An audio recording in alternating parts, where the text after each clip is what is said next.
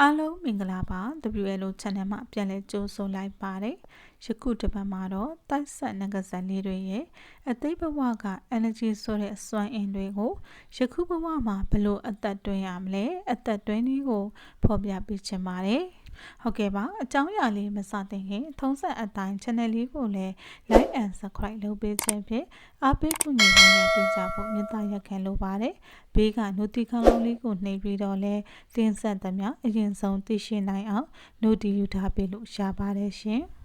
ကျမတို့တိုက်ဆက်နဂဇက်တွေဟာဓာတ်ပြင်းရင်ပြင်းတယ်လို့အသိဘဝကခန်းစားချက်တွေဆောင်ရွက်ချက်တွေဟာကျမတို့မသိစိတ်ထဲမှာကွဲပြားသောနီးလန်းတွေနဲ့မှတ်ထားပြီးသားဖြစ်ကြပါတယ်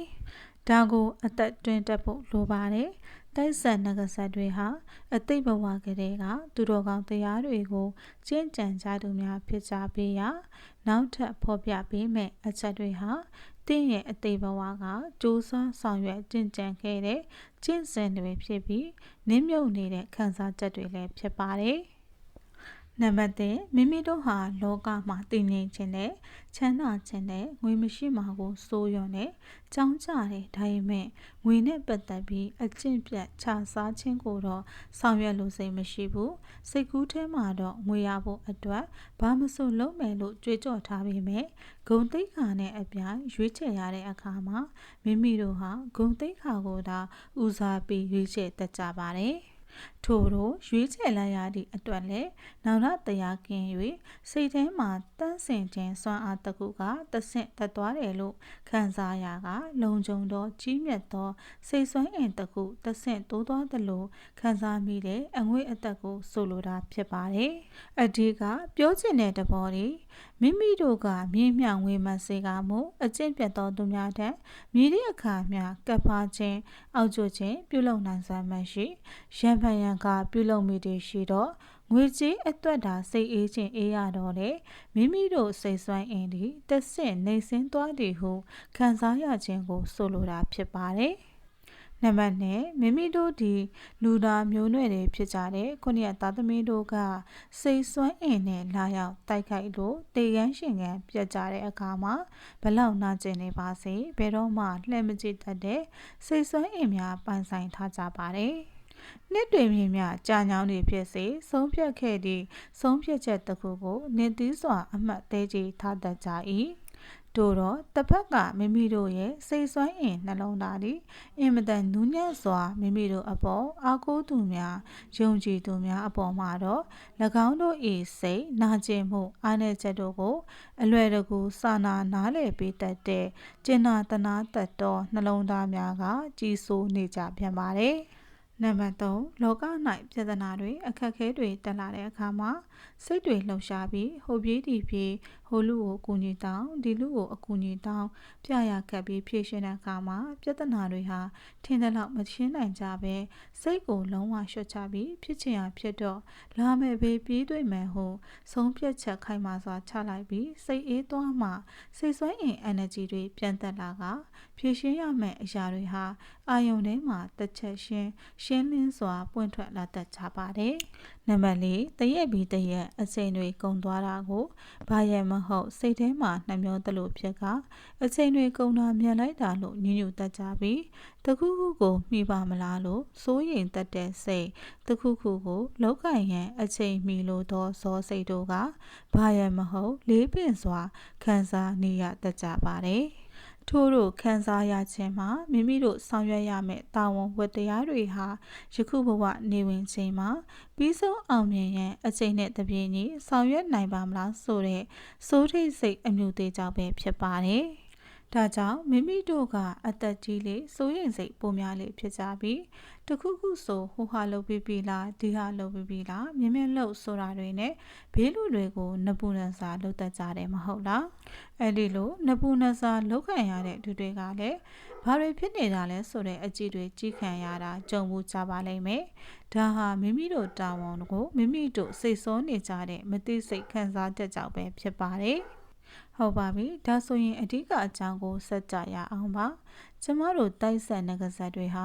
ကံကံ၏အကျိုးကိုအထူးယုံကြည်သူများဖြစ်ပေရာ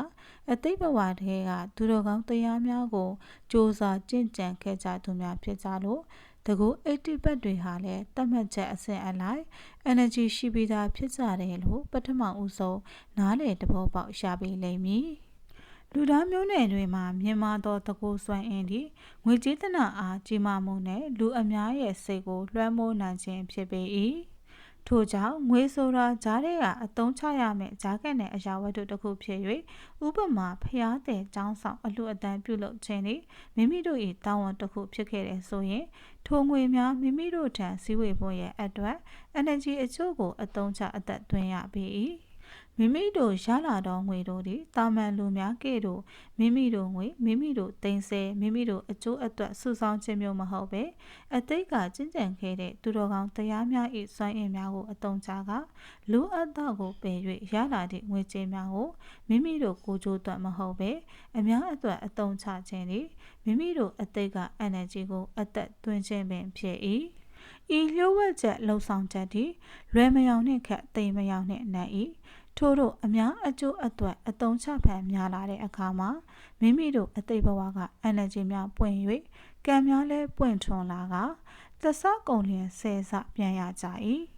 ဆယ်ဆကုန်လျင်တရားဆပြန်ရ၏ထို့တို့အများအကျိုးအတွက်ဆောင်ရွက်နေစဉ်မိမိတို့၏စေတနာပြတ်သားမှုအကျိုးတွေလည်းမိမိတို့ပြန်ရမည့်အကျိုးကို infinity ဖြစ်စေ၏ဤအကြောင်းအရာနှင့်ဆက်လျက်၍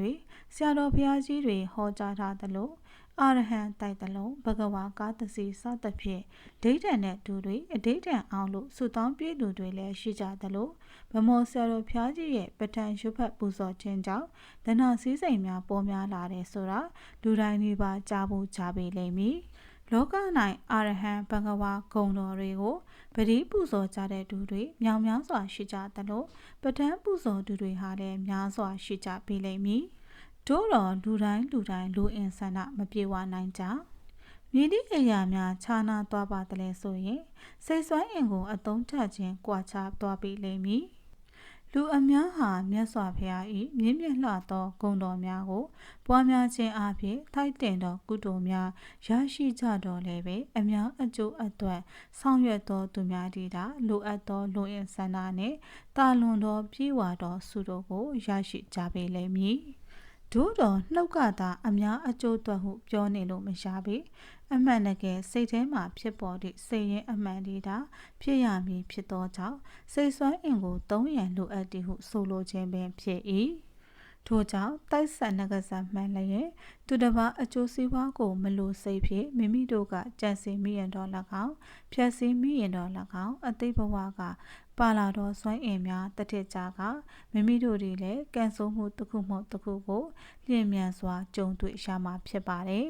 မိမိတို့သည်အများအကျိုးအတွက်ငွေအားဖြင့်မဟုတ်ရင်တောင်တတ်နိုင်သည့်ဘက်မှစိတ်ကောင်းလေးထားကပညာအားကာယအားဖြင့်ကူညီလမ်းပြပေးခဲ့တဲ့အခါမှာစွမ်းရည်များအလွန်လုံးကြ၍စိတ်ကြည်လင်ခြင်းဆုံးဖြတ်ချက်များမှန်ကန်ခြင်းလူချစ်လူခင်ပေါ်များခြင်းပြောတိုင်းဖြစ်ခြင်းများကိုခံစားကြရပေလိမ့်မည်ဖြစ်သည်နောက်တစ်ချက်ကမိမိတို့ဟာမိမိတို့စွမ်းအင်ကိုသိစိတ်ဖြင့်ထိန်းချုပ်ပြီးခွင့်မပြုတာတွေလည်းရှိတတ်ကြပါသေးတယ်ထို့ကြောင့်မိမိတို့ဒီညဘက်မအိပ်ခင်9မိနစ်အလိုမှာတနေကုန်သွေးလက်စာအသွေးတွေဖြစ်တဲ့ပျော်ရွှင်ခြင်းမပျော်ရွှင်ခြင်းတွေကိုလွှတ်ချပြီးအသက်နိုင်ဆုံးစိတ်ကိုလျှော့ချပေးပါထို့နောက်ဝင်လေထွက်လေကိုပြည်ပြင်းအောင်3ချိန်3ခါရှုသွင်းရှုထုတ်ပြုလုပ်ပြီးစိတ်ကို reset ချကကရိယာပြုလုပ်ပါထို့တို့ပြုလုပ်ပြီးစီရင်မိမိတို့ကိုပြောရမည်မှာ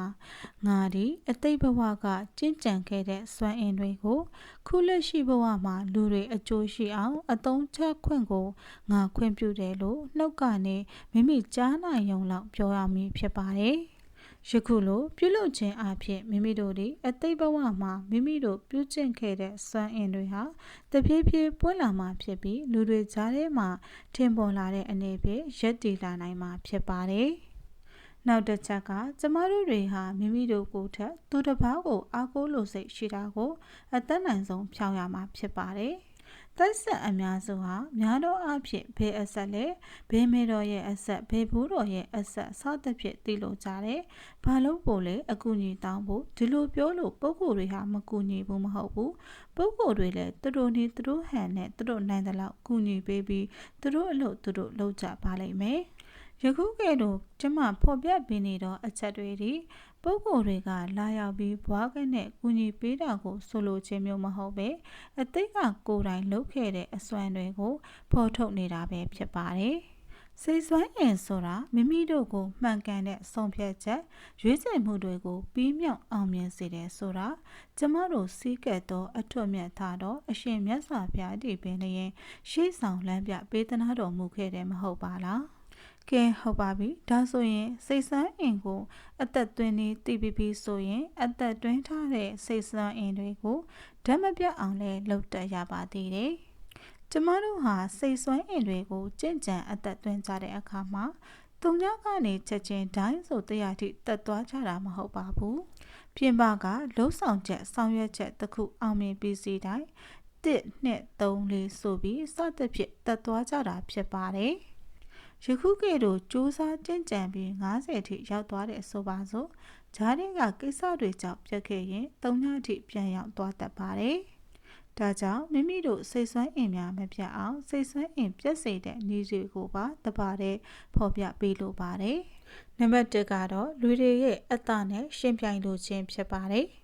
တယောက်ယောက်ကမိမိတို့ကိုရှင်ပြိုင်လာတဲ့အခါမှာမိမိတို့ရှင်ထဲကဖြစ်ပေါ်လာသောအတ္တတွေမိမိတို့စိတ်ဆွမ်းအင်ကိုပြတ်သုံးစေသလိုမိမိတို့ကသူတစ်ပါးကိုရှင်ပြိုင်လိုတဲ့အခါမှာလည်းထိုနည်း၎င်းပဲပြတ်သုံးစေပါတယ်ပုထုဇဉ်တဘာဝအရာရှင်ပြိုင်လို့စိတ်ကင်းမဲ့ခြင်းဟာခက်ခဲခြင်းဖြစ်တဲ့အတွက်မိမိတို့အခြေအနေလုံနိုင်စွမ်းတွေကိုသူတစ်ပါးတို့အားချမပြခြင်းဖြင့်၎င်းသူတစ်ပါးတို့ရဲ့စီးစိမ်ချမ်းသာတွေကိုလည်းစိတ်မဝင်စားခြင်းဖြင့်၎င်းအသက်နိုင်ဆုံးရှောင်ကွင်းလို့ရပါတယ်နောက်တစ်ချက်ကမိမိတို့ဟာမိမိတို့ထက်နေပါသူများအပေါ်အာဏာပါဝါပြလို့ခြင်းနှိမ့်ချဆက်ဆံလို့ခြင်းခွဲခြားဆက်ဆံလို့ခြင်းစတဲ့အချက်တွေကြောင့်လည်းစိတ်ဆွမ်းအင်ပြတ်သုံးနိုင်ပါတယ်ဒီအချက်ကိုလည်းတတိထားပေးပါအလွန်ကျူးမဖြစ်ပါစေနဲ့နောက်တစ်ချက်ကကိုချင်းတီလာမကောင်းသူတွေကိုမိမိတို့ကအောက်ကျရာချက်တီတွေလည်းမိမိတို့ရဲ့စိတ်ဆွမ်းအင်တွေကိုကြာဆင်းစေပြီးစိတ်ပင်ပန်းရတတ်ပါတယ်လောက၌ရှောင်လန်းကြတဲ့အခါမှာမြည်သည့်အရာကမျှထင်တယ်လို့မကတ်သလိုလွယ်နေတာလည်းမဟုတ်တဲ့အတွက်အသက်နိုင်ဆုံးဘဲလက်ဖြစ်အောင်ထိန်းကြည့်ပြီးနေထိုင်တတ်ကြဖို့တတိပေးလိုပါတယ်တခါတရံမှာဘဝဆိုတာကလေးတွေရဲ့တင်စားတပုတ်လောက်တော့မခက်တဲ့အခြေအနေတွေရှိတတ်တယ်လို့တခါတလေတော့လေတစေတရေတွေထက်ကြောက်ဖို့ကောင်းတဲ့လူတွေကြောင့်တစေတရေတွေနဲ့တာတွေ့လို့တဲ့အခိုက်အတန့်တွေလည်းရှိတတ်ကြတယ်မဟုတ်ပါလားဒီကုန်းချုပ်ပြောလို့ဒီမှာမိမိတို့ဒီအသက်နိုင်ဆုံးလူတွေကိုနားလည်မှုပေးပြီးကာယအားစိတ်တက်ခွန်အားပေးခြင်းနဲ့မိမိတို့တတ်နိုင်တဲ့ဘက်ကသစွန်းတစဖြစ်စေပြင်းအားအမြင့်ဖြစ်စေအလင်းအောင်များဖြန့်ကျက်ပေးပါကမိမိတို့အသိကကြည်ကြံခဲ့ပြီးသားစွမ်းအင်များနဲ့တစပွင့်ထွန်းလာမည်ဖြစ်ကြောင်းပြောရင်းနဲ့ယခုအကြောင်းအရာလေးကိုဒီမှာတင်ညီကုန်းချုပ်လိုက်ရပါတယ်ရှင်အားလုံးတော့ကျမရဲ့ချစ်လစွာတော့တိုက်ဆက်ငကဆက်လေးတို့ဒီလေယခုအကြောင်းအရာလေးကိုကြားသိရခြင်းဖြင့်ကျေနပ်နှစ်သက်ကြလိမ့်မယ်လို့လည်းယုံကြည်မျှော်လင့်မိပါတယ်နောက်ပတ်များတွင်လည်းယခုကဲ့သို့စိတ်ဝင်စားဖွယ်ရာများအကျိုးရှိဖွယ်ရာများကိုစဉ်ဆက်မပြတ်ရွေးချယ်မျှဝေတည်ဆက်ပေးသွားပါအောင်မည်တိုက်ဆက်များနဲ့တကွာခုနှစ်ရသားသမီးများအားလုံးကျမ်းမာချမ်းသာကြပါစေ